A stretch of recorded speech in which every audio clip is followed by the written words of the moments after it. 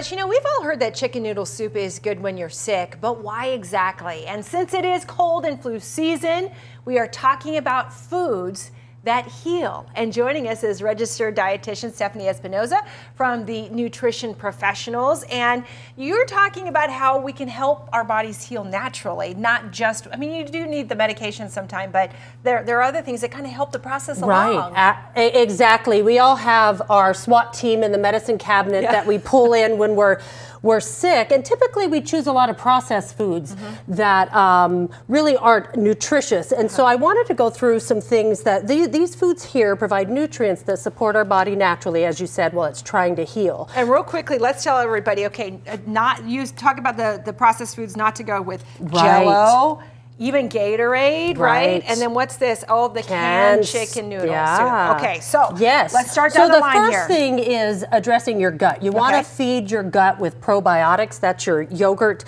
Berries are also very anti-inflammatory. They have a lot of polyphenols in them that are immune boosting.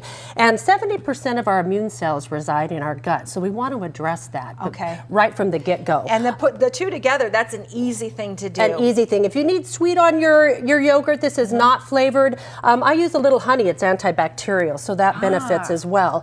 When you're sick, we have a lot of stomach upset and we just don't feel good, and so you want foods that are easy on digestion. Oatmeal and bananas specifically are easy on digestion, but they're also a great fiber that feed the probiotics. So they go together. And then bananas, if you're experiencing diarrhea, it's one of the best foods that you can have on hand. For hydration, instead of the Gatorade, try hot tea. I've talked about tea before. The polyphenols in tea are very immune boosting and anti-inflammatory.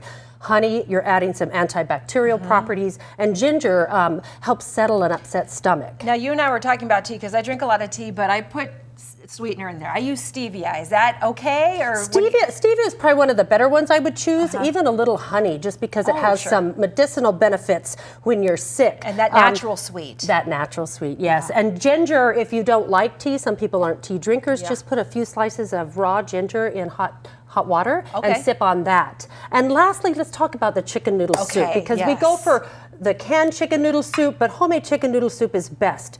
Garlic adds antibacterial properties. There's an amino acid in the chicken that thins mucus. It's a natural decongestant. You get electrolytes and fluids, so you're still hydrating. So you don't really need the things that you think you need when you're sick. Just have these simple foods in your home and eat those the first 3 to 7 days, and it'll really support your body in healing and help control those symptoms. Now I look at this beautiful bowl of chicken noodle soup and I think, oh wow, you put a lot of effort in that. But we were talking about, because when you're sick, you don't want to do a whole lot, right? But you were saying crock pot.